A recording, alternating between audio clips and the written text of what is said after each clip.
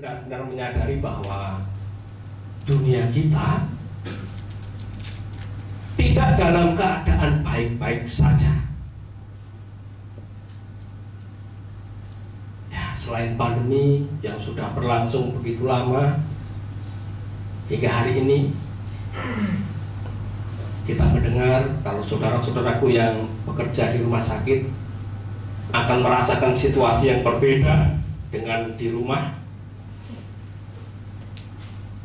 Bangsa rumah sakit kembali penuh karena pandemi belum berakhir. Bukan hanya itu, saat ini juga beberapa rekan kita perlu kita doakan tidak dapat bersama kita karena masih isoman atau baru selesai isoman. Dan ini adalah sebuah kenyataan hidup yang terjadi di zaman kita. Ancaman kekacauan di muka bumi sedang diredam oleh tokoh-tokoh dunia ini. Isu-isu tentang terjadinya perang dunia ketiga yang semoga tidak akan terjadi. Terjadinya perang di Ukraina hari ini membuat orang-orang yang tadinya hidup nyaman menjadi terusir dari negaranya. Mereka harus mencari tempat perlindungan. Mereka yang dulu pernah meninggalkan berita Injil dan menukarkan dengan kehidupan yang nyaman di Eropa, ketika Injil mulai bergeser kepada negara-negara yang tadinya tertutup untuk Injil, hari ini mereka dipaksa untuk menghadapi kenyataan hidup bahwa mereka menemukan Tuhan. Kita tidak sedang bersyukur dengan keadaan perang, tetapi kita harus mendoakan rekan-rekan kita supaya mereka juga mengalami Tuhan seperti kita yang ada di negara-negara yang masih agak tertutup dengan berita Injil. Hari ini kita akan belajar. Lalu jika dunia dalam keadaan seperti ini, apa yang akan kita cari? Adakah Bapak Ibu cukup berbahagia pada hari ini? Sebelum datang ke sini, siapa yang berbahagia? Angkat tangan. Halo? Oke. Beberapa angkat tangan cukup berbahagia. Lalu kalau kita bertanya satu dengan yang lain, apakah yang membuat saudaraku bahagia?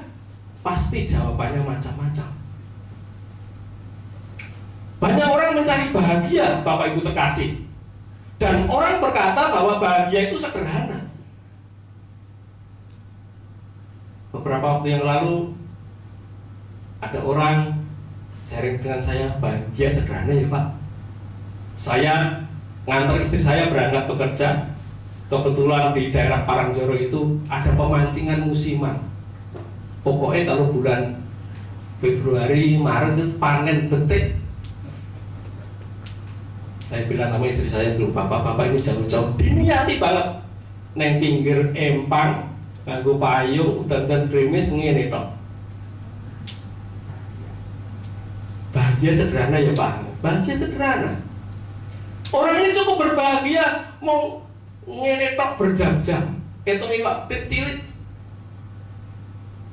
Ada orang lain lagi berbahagia kalau mereka melakukan touring, naik motor yang sama sesuai dengan tipe yang dimiliki. Motornya Mio kabeh, ayo yang tahu mau Mio kabeh. Nek kono ora di duit dijejer terus disawan. Sederhana, kebahagiaan. Dulu sebelum pandemi setiap malam minggu yang suka keliling-keliling sepanjang jalan Slamet Riyadi, macam-macam orang mengekspresikan bahagianya. Yang suka mobil tua, terus mobilnya tua banget, lebih tua dari saya, dijejer, disawan, cukup bahagia. Ada lagi orang yang bahagianya nge-mall. Ora di duit ora apa-apa, sing penting iso mubeng sedina om. Ndelok. Seperti enek diskon, di duit ora. Tapi bahagia sederhana. Tetapi kebahagiaan yang semacam itu adalah semu Bahagia itu sederhana, tetapi semu. Anehnya inilah yang dikejar oleh orang. Ada seorang yang belum menikah, lalu melihat pasangan masih jomblo, melihat temannya pacaran, goncengan gitu ya. Kok tampaknya bahagia? Ketika pacaran punya duit 100.000, tampak bahagia, tuku mie ayam, jajannya 50.000, nungguin 4 jam, bakulnya sampai rodak. Mereka yang pacaran ingin menikah dan berpikir kalau menikah ingin mendapat kebahagiaan, lalu ketika menikah tampaknya apa yang dikejar itu hanya semu, kebahagiaan hanya sementara. Ketika di pelaminan guyang-guyu, ketawa ketiwi, senyum-senyum. Lalu mereka berbulan madu, madunya hanya sebulan. Setelah setahun, madu yang manis menjadi pahit, lalu mengatakan, "Pak, boleh remedi nggak pernikahanku?" Maksudnya dia, wah ini kalau nikah boleh cuti nggak ya Pak? Cuti jadi suami. Tampaknya kebahagiaan itu sudah berlalu. Hari ini kita akan belajar apa yang dikehendaki Tuhan dari kehidupan kita, supaya kita tidak kecewa menghadapi setiap kenyataan hidup yang sedang terjadi. Mari kita baca apa yang tercatat di dalam Filipi pasal 4 ayat 1 sampai ayat yang kelima terlebih dahulu. Karena itu saudara-saudara yang kukasihi dan yang kurindukan, sukacitaku dan mahkotaku, berdirilah juga dengan teguh dalam Tuhan. Hai saudara-saudaraku yang kekasih, Euodia kunasihati dan Sintike kunasihati, supaya sehati sepikir dalam Tuhan. Bahkan kuminta kepadamu juga, Sumsugos, temanku yang setia, tolonglah mereka, karena mereka telah berjuang dengan aku dalam pekabaran Injil, bersama-sama dengan Clemens dan kawan-kawanku sekerja yang lain. Yang warna kuning, mari kita baca bersama. 2, 3.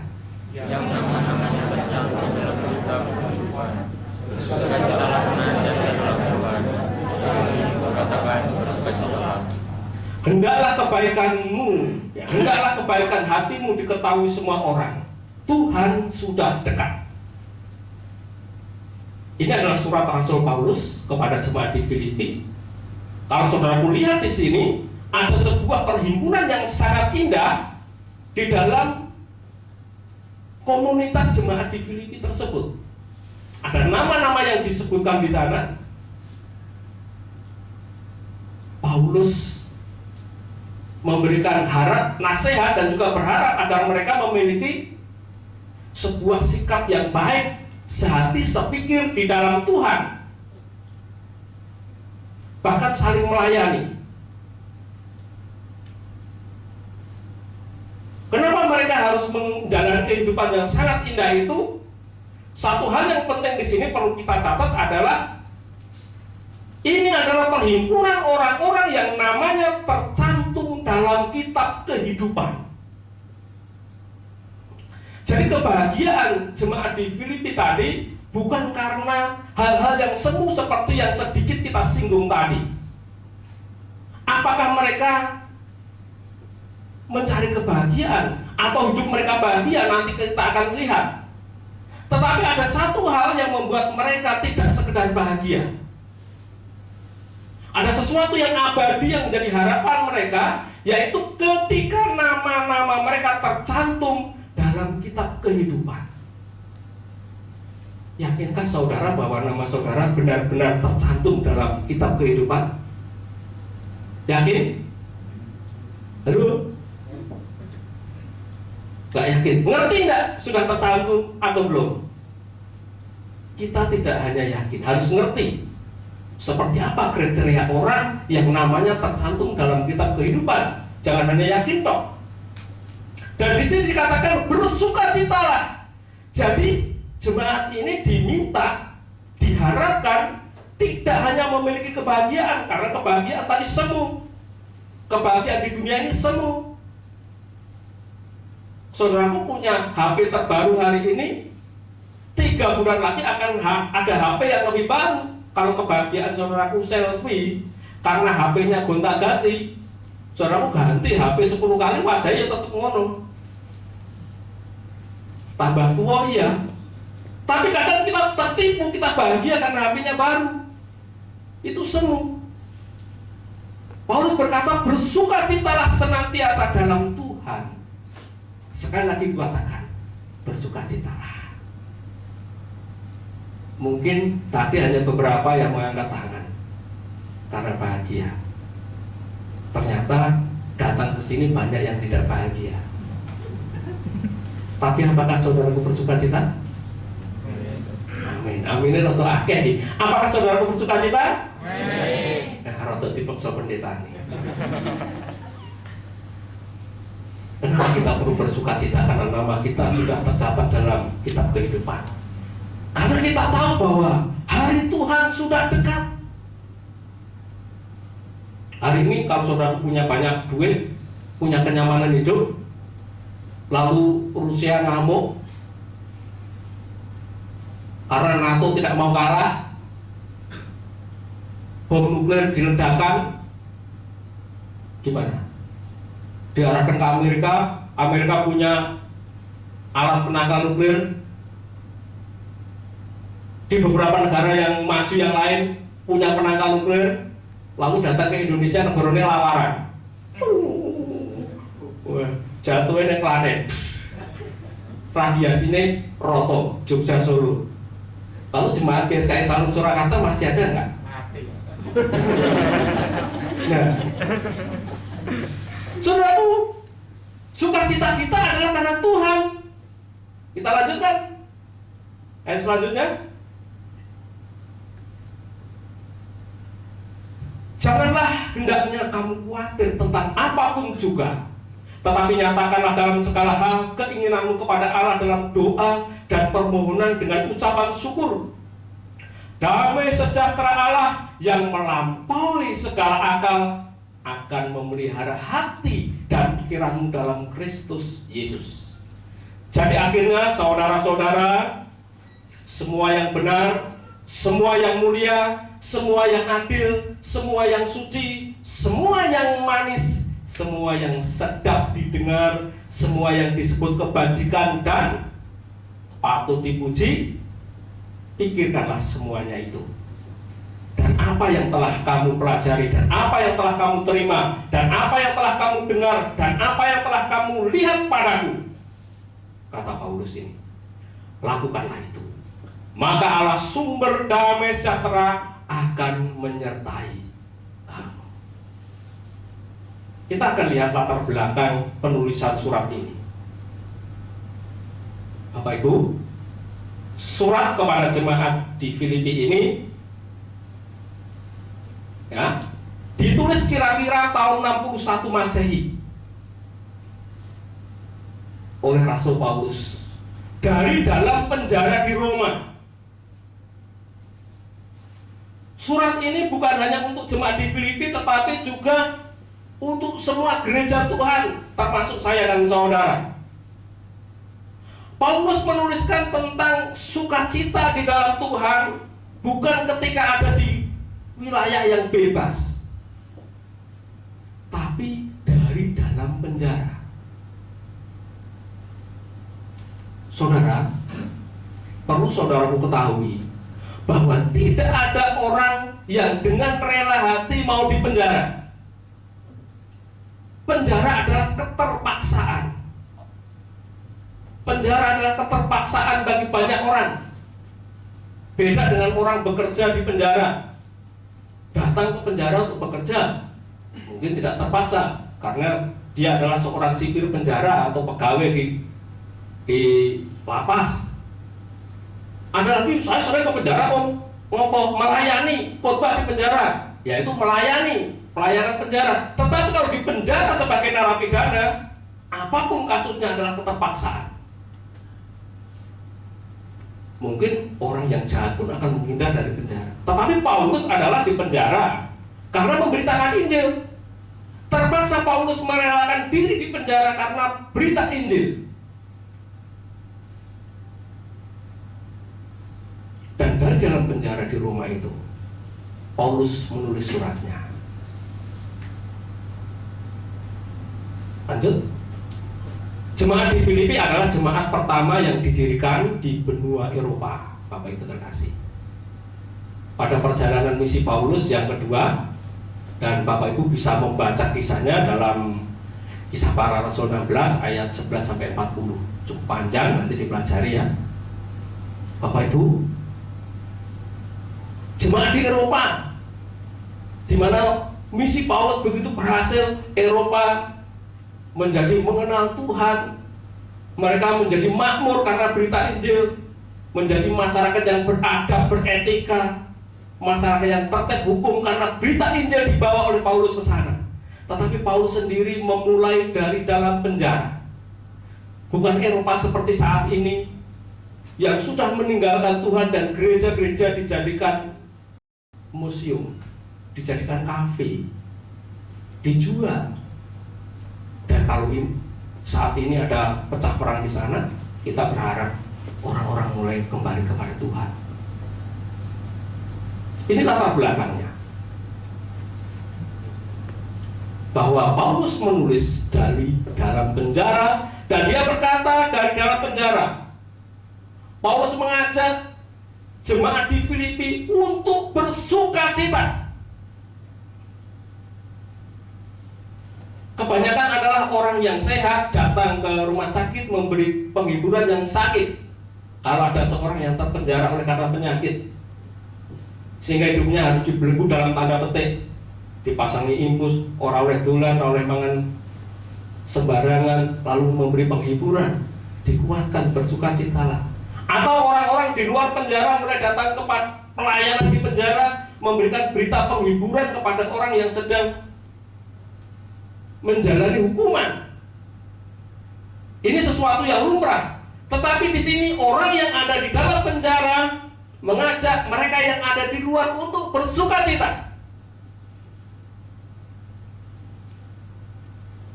Pernahkah saudaraku memikirkan hal ini? Aneh enggak? Halo? Aneh enggak? Ada sesuatu yang aneh. Apakah Paulus hanya ngomong doang? Mari kita baca tulisan berwarna kuning. Loh, ya.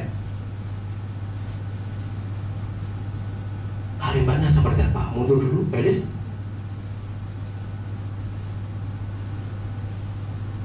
Apa yang dikatakan Paulus?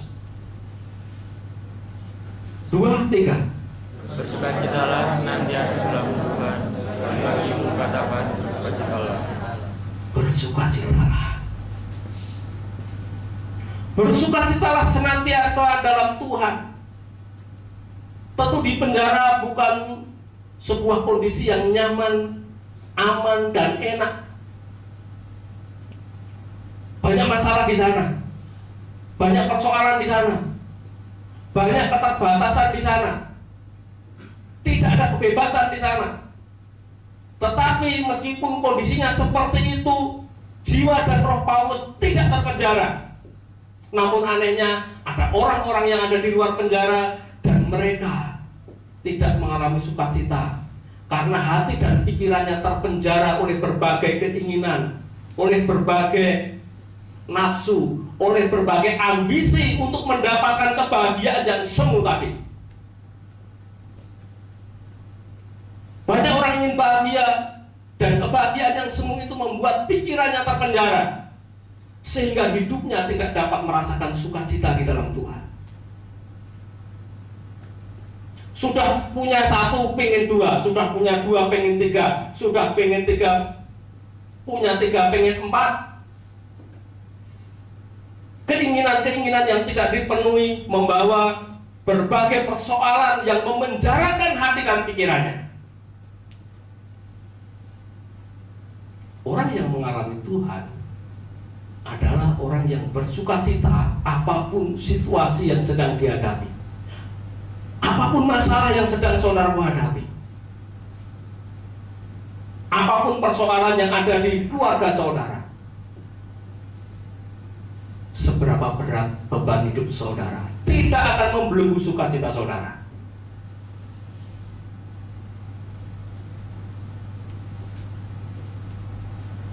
Bapak Ibu terkasih,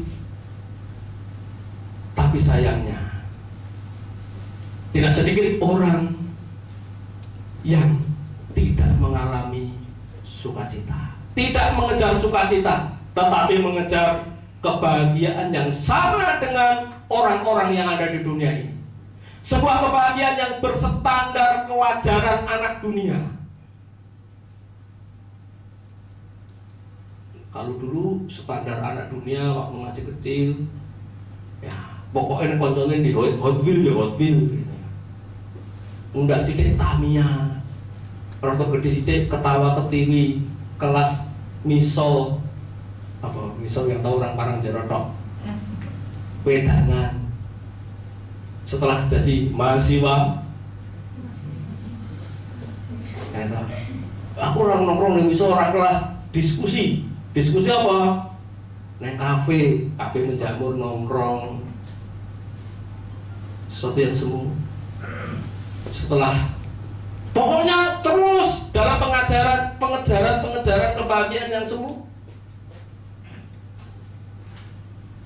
Sudah bekerja, kewajaran yang lain, punya rumah, punya mobil, punya motor yang bagus, punya baju yang bagus.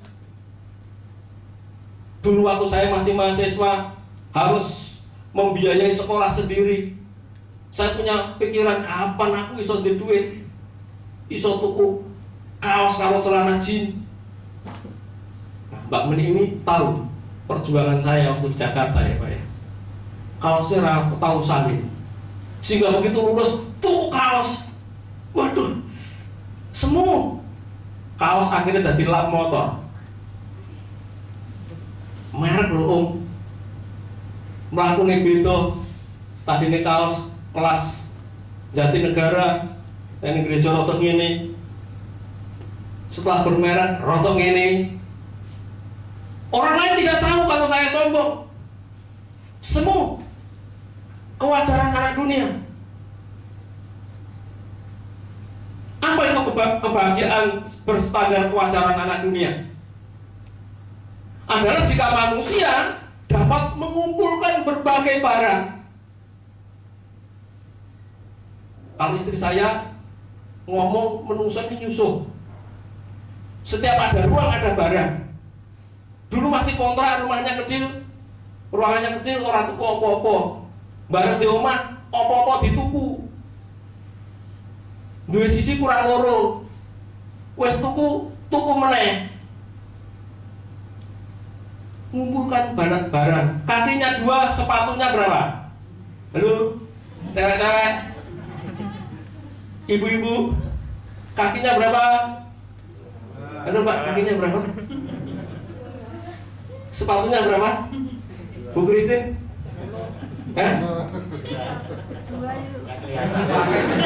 Jalan-jalan, Beb. Tapi lo Beb, anaknya lo Beb. Aku orang duit sing warna pink. Oh, pink ora apa-apa ya. Iki ketoke pemancingannya rame. Dulan lagi, Beb, warna ungu. Kakimu piro to? Saya kadang sama Felis sharing, sikilmu loro. Sepatumu pirang-pirang. Urung digawe sesek.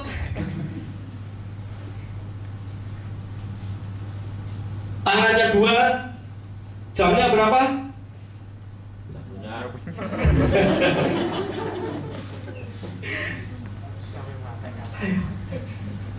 Jamnya mata tinggu. Gimana ya ibu-ibu? Ya. Motornya berapa?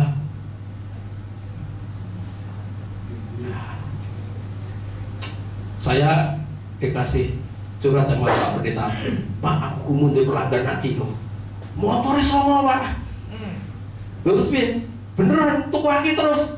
Ora tau ditumpahi tekor terus. Haleluya. Itulah manusia. Ngumpulin barang. Ya kita tuh begitu. Ya, sampai istri saya kadang bingung, kok ini rumah apa? Itu oma apa susu? Barang bu, opa ini bu, di gua apa dong? Aku kok cari Pak Tri ya? Betul juga, Pak. Itu loh Pak Tri, aduh, itu undangan itu kan rasa. Kalau sama pelikian, gorengnya kabeh. Kebahagiaan, tidak bahagia beli yang mahal, yang baru, tapi bahagia itu tahu dan walaupun menguntungkan juga dalam keterpaksaan melayani selama 3 tahun lebih pakai pompa bensin mobil harga 10.000. Kelitian, the power of kelitian kata Pak Alvin. Lalu apa lagi kebahagiaan yang lain? Aku orang ngumpulin barang-barang ngomong, aku orang nyusuh, tapi apa? Mencari pengalaman baru, pengen sesuatu yang baru, traveling, keliling-keliling, tulan terus. Ya nggak apa-apa, nggak pakai ini salah, tidak. Tapi semu, barbeknya kesel, bententek, goreng nek, kumpul nih, piknik lagi, kumpul nih, piknik lagi. Solo Raya kurang atuh Jogja, Jogja kurang atuh Jakarta, Malang kurang atuh ke Singapura, kurang atuh lagi. Kesian. Akhirnya tua. Ada orang cerita sama saya, Pak, teman saya aneh. Kenapa? Sukanya pesiar. Ini orang sana, orang yang sudah kaya. Terus akhirnya dia menghabiskan masa tuanya di kapal pesiar itu karena di kapal pesiar semua lengkap. Jadi pengen di situ terus, bayar terus sampai mati di sana aja. Karena kalau di kota juga susah, rumah sakit jauh, pasar jauh. Terus hidupnya keliling numpak kapal terus. Lalu pas sudah tua, gimana? Tetap akan menginginkan yang lebih dari kebahagiaan. Ada lagi orang yang kebahagiaannya adalah memiliki banyak gelar. Pokoknya gelarnya dipasang, sak dawa-dawa nih. Ilmunya mbok. Sekolah. Ya nggak apa-apa, ini baik. Tapi apakah itu kebahagiaan? Ya mungkin kebahagiaan. Pertanyaannya, apakah membawa sukacita yang abadi? Belum tentu. Saya senang orang-orang yang mau belajar dan memiliki banyak gelar, dan akhirnya gelar itu menjadi berkat bagi banyak orang. Tetapi nek gelar mau digawe pajangan, Bapak Ibu terkasih, sikap hidupnya, kehidupan batiniahnya tidak seimbang dengan gelar yang dipasang. Gelarnya master dalam bidang bisnis, tapi terlibat utang online, lak yo ciloko. Gelarnya sarjana ekonomi, tetapi datang ke pendeta, Pak saya pusing, kenapa? Aduh, bisnisku gagal, ekonomi maut. Lalu sarjana apa? Sarjana ekonomi, SEM Pak, apa? Sarjana ekonomi maut. Mereka datang kepada Tuhan, akhirnya dibenahi. Nunggu tiarap dulu. Setelah tiarap, baru datang kepada Tuhan bagaimana mengelola ekonomi yang baik di dalam Tuhan. Tampaknya mautnya karena dia mengejar kebahagiaan bukan sukacita di dalam Tuhan. Ada lagi orang yang kebahagiaannya adalah ketika bisa menduduki jabatan yang tinggi dan lain sebagainya. Pokoknya duwe jabatan, pakai tak bangkrut, pokoknya jadi kepala desa, rakyat entek kabeh ini Pak Lurah, pokoknya jadi DPR. Setelah sudah tidak jadi lurah, tidak jadi DPR, mengalami post power syndrome, linga-lingu, perentas-perendus.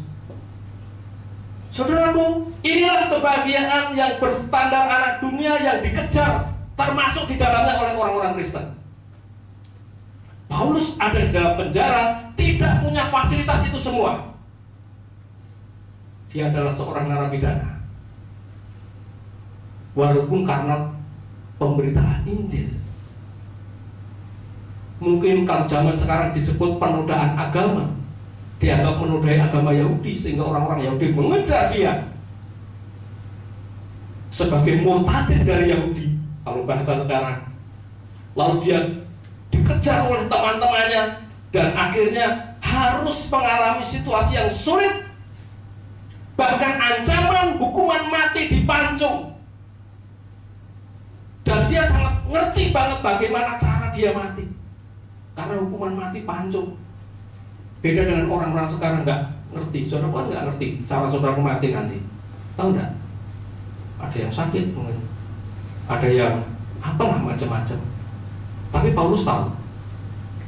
Sebagian orang berharap mengalami kematian yang sangat indah seperti di sinetron. Armati ngomongi anak-anak ese, ya, bapak sudah tua, mama sudah tua, anak-anak cucuku, mari, ini aku punya barang, tak kasih, mobilnya untuk itu, tanahnya untuk itu, dadah, sampai jumpa di surga. Tapi faktanya tidak seperti itu. Paulus ngerti betul, dia akan dipotong.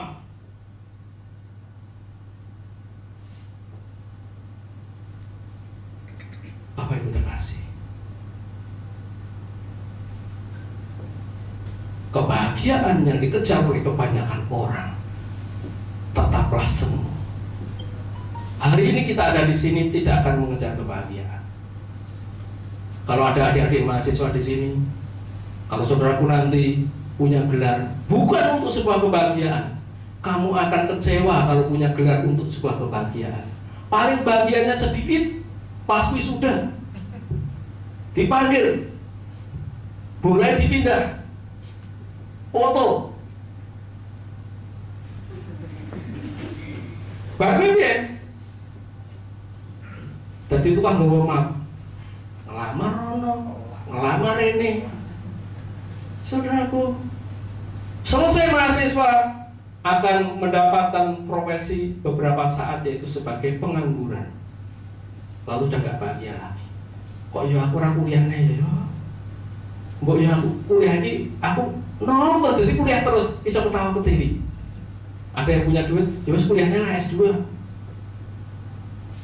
Orang kerja, mulai kerja kalau sudah lulus S3. S3 gak bikin lapangan pekerjaan, ngelamar teh koyo lho kok S3 dhewe tau kerja apa? Kuliah terus. Ketuaan. Jangan karena gelar putus sebuah kebahagiaan.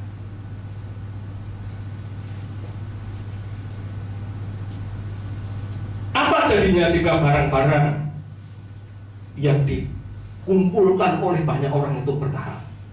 Apa jadinya? Apa? Dirongsone om, cerita payu. Apa jadinya kalau masa jabatan seseorang itu berakhir? Apa?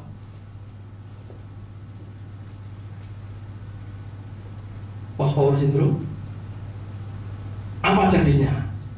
Kalau kebahagiaannya adalah pasangan hidup, pacar, istri, orang tua.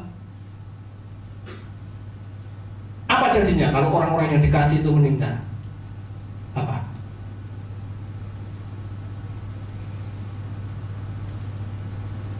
Apa jadinya? Kalau kebahagiaannya adalah kesehatan, sehingga orang menukarkan persekutuan dengan Tuhan dengan senamnya, dengan olahraganya, lalu sekat bugar, lalu menjadi tiba-tiba kesehatan memburuk, apa jadinya? Jika kebahagiaan saudara karena uangnya banyak, apa jadinya kalau uang saudara dicuri orang? Enggak dicuri om, tapi kapusan. Enggak kapusan om, tapi gagal bisnis, kecemplung. Hari ini yang ramai apa? Kemakan trading. Apa jadinya? Kalau kebahagiaannya adalah semuanya itu seperti sebuah pesta, apa jadinya kalau pesta itu sudah usai, Bapak Ibu terkasih? Pesta sudah selesai, saudaraku menjadi tua dan siap-siap,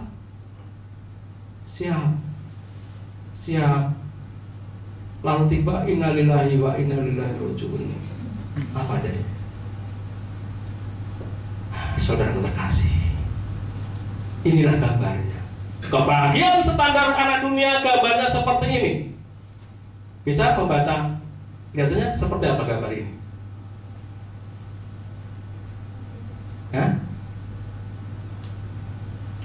Mukanya tersenyum, sebenarnya ada duka yang ada di balik senyum.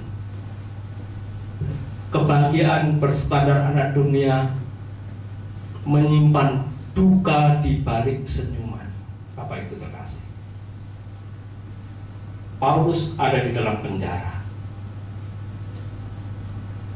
Paulus mengajak kita semua untuk mengejar sukacita di dalam Tuhan, bukan kebahagiaan. Sukacita di dalam Tuhan. Kalau kita dipikir ibadah di sini bahagia enggak? Kita bersukacita di dalam Tuhan.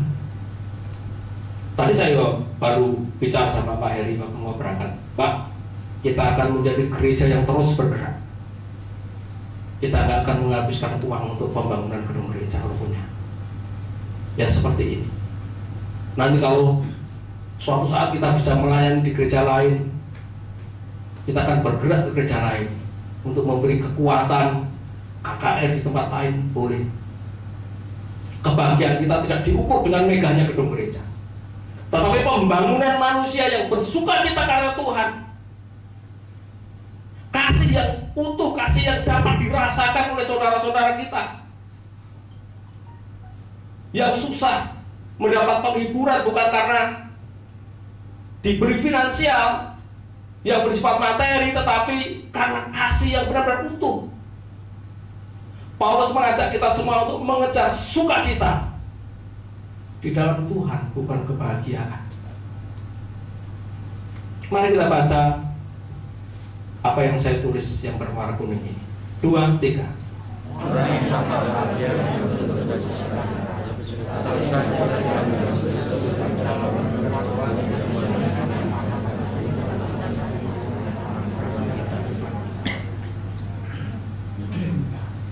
Berapa banyak orang yang sudah meneteskan air mata karena sedih, berduka cita. Saya sudah melihat laki-laki dan perempuan meneteskan air mata sepanjang saya melayani. Tetapi setelah mereka mengalami Tuhan, mereka juga kembali meneteskan air mata karena sukacita. Orang yang tampak bahagia, Bapak Ibu terkasih, belum tentu bersukacita. Karena di balik kebahagiaan berstandar dunia ada duka cita yang menanti. Bahagia di wisuda, setelah itu mikirlah golek pekerjaan. Bahagia di pelaminan, setelah itu mikir harap berumah tangga. Bahagia punya mobil baru, setelah itu mikir perawatan dan membayar pajak. Dan seterusnya, dan seterusnya. Tetapi sukacita di dalam Tuhan lebih dalam dan kuat. Memiliki jaminan yang aman dan pasti tentang kasih dan karya Allah dalam kehidupan kita, Bapak Ibu terkasih. Ini yang harus kita perhatikan. Ini yang harus kita kejar, dan ini yang harus kita benar-benar nikmati setiap hari apapun situasi saudara.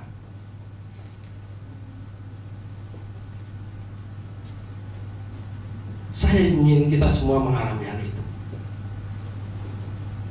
Kebahagiaan manusia tergantung dari kejadian-kejadian. Tetapi sukacita bergantung yang dapat kita rasakan kehadirannya dalam hidup kita. Kejadian-kejadian mempengaruhi apakah orang bahagia atau tidak. Ketika di wisuda bahagia, setelah di wisuda kurang bahagia karena nganggur. Setelah mendapat pekerjaan bahagia, setelah menerima gaji, bagaimana? Mikir, bingung, jereng-jereng, kok kurang terus. Kebahagiaan manusia tergantung dari kejadian-kejadian, tetapi sukacita pada Kristus itu sesuatu yang abadi, tidak tergantung oleh situasi yang sedang saudara hadapi. Oleh sebab itu, Paulus tetap bersukacita meskipun ia meringkuk di dalam sel penjara sekali. Ini adalah gambar yang menggambarkan tentang Paulus ketika ada di sel penjara di Roma. Dia menulis surat kepada orang-orang yang ada di luar penjara. Bersukacita di dalam Tuhan. Meskipun tubuhnya, ruang geraknya, kebebasannya dibatasi, tetapi hatinya, jiwanya, rohnya bebas menikmati Tuhan apapun situasinya. Sehingga suatu saat dia berkata, ketika kematian datang mau menjemputnya dengan hukuman pancung, dia berkata, saat kematianku sudah tiba. Aku telah mengakhiri pertandingan dan aku telah menang. Bagiku tersedia mahkota kehidupan. Bahkan kematian yang ada di depan matanya tidak dapat merusak sukacita yang dimiliki oleh Rasul Paulus. Saudaraku yang terkasih di dalam Tuhan Yesus, mari kita perhatikan apa yang Paulus katakan. Lalu kunci sukacita itu bergantung dari mana? Kunci sukacita itu bergantung dari isi pikiran kita. Hari ini kalau saya mengajak saudaraku untuk bersukacita, untuk mengejar sukacita bukan kebahagiaan, maka kita harus mulai dari pikiran kita. Kalau Alkitab mengatakan hati, artinya pikiran, perasaan, dan kehendak. Pikiran, perasaan kita melahirkan kehendak. Dan semua dimulai dari pikiran.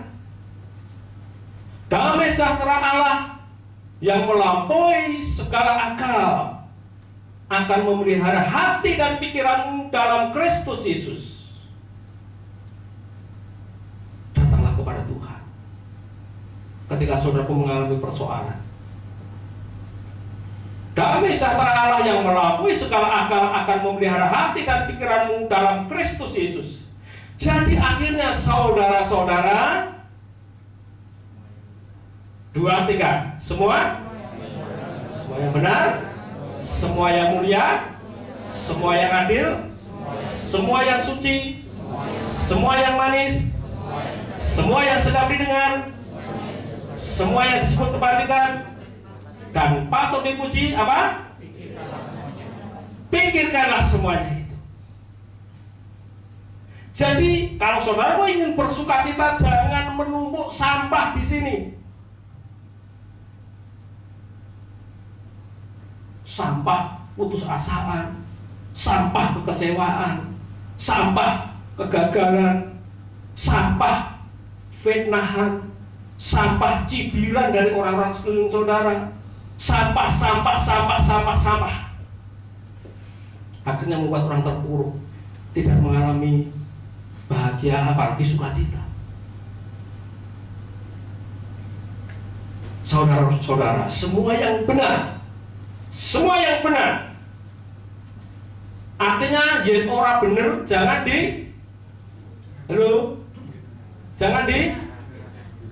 dipikir.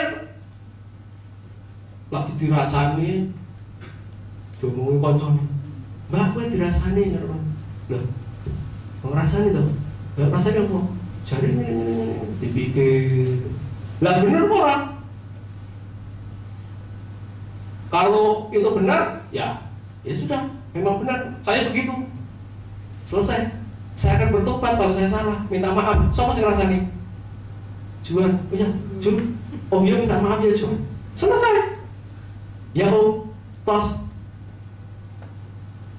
Kita mikir, terus lorati. Lorati, semakin sakit hati.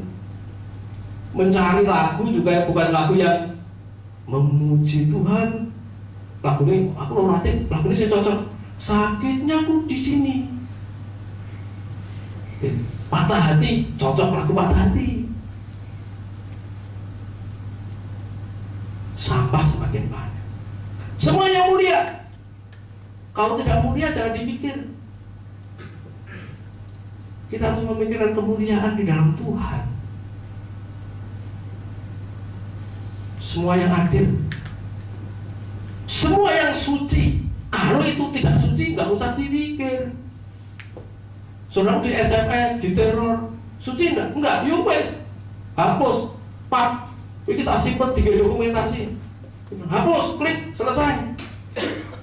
Pak, orang ini bikin masalah terus pak. Gak apa-apa, ada saudara blokir. Di jampi sih, halo, sis, bro, mergo ngirim sampah terus, tak blokir sih ya, nunggu gue bertobat. Nes bertobat, buka nih. Loh, Pak, kadang blokir nomor orang, iya. Kalau sampah tak blokir. Masuk grup sekolah. Ngirim yang jorok-jorok, tidak suci. Ngobrol yang gak jelas, gambar-gambar yang tidak kudus. Aku jane megah, metu sama grup, dilebone, metu nih. Sampai saya dikasih tahu ke istri saya, wah ini metu aja nyahin ini, engkau jam 2 kancamu nak turu kabeh.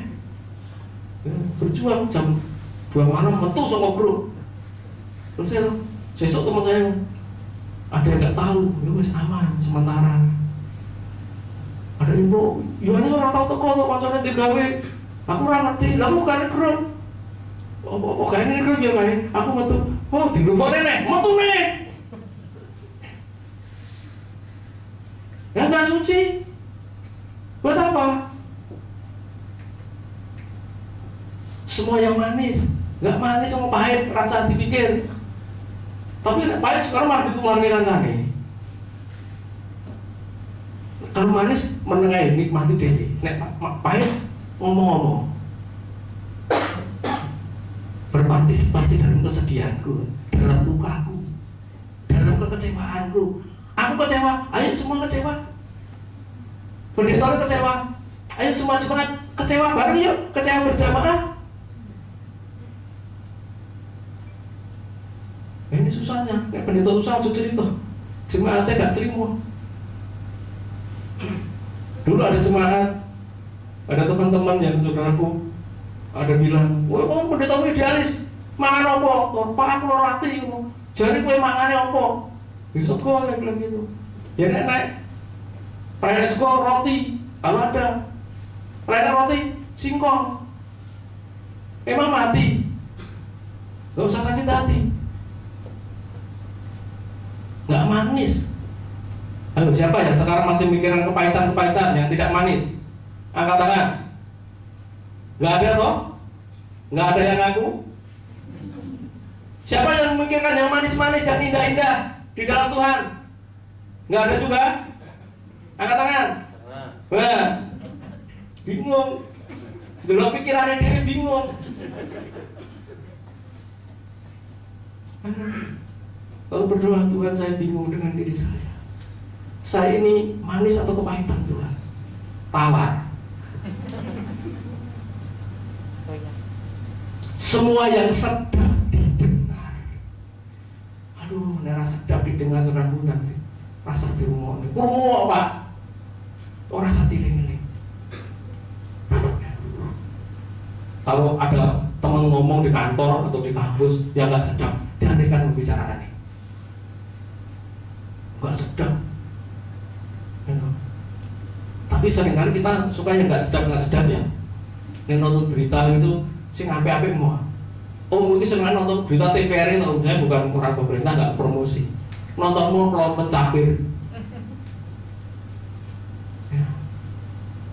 Gosip artis, nggak sedap. Kalau ngomong kayak gini, apa urusannya? Nggak sedap didengar. Semua yang disebut kebajikan dan patut dipuji, pikirkan. Pikirkanlah perkenanan kita di hadapan Tuhan. Sekalipun saudara kita juga mungkin masih berjuang, masih banyak kekurangan. Bahkan pendeta saudaraku masih banyak kekurangan, tapi pikirkan. Pikirkan kemuliaan bersama dengan Tuhan. Pikirkanlah semua. Pikirkanlah kehidupan setelah kematian.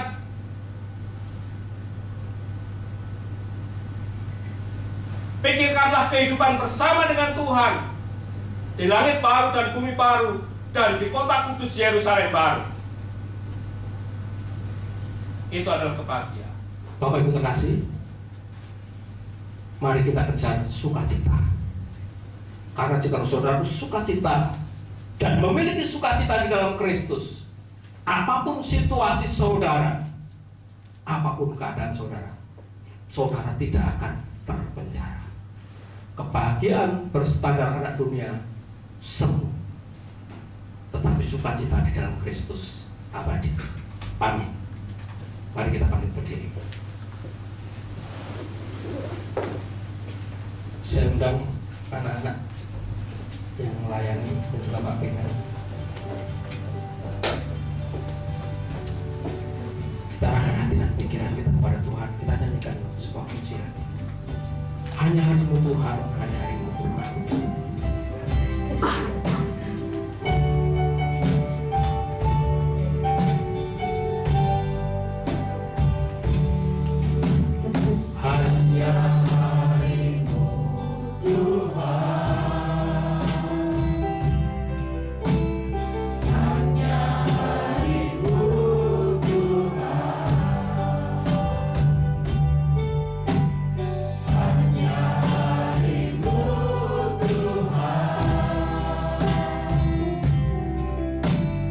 Yang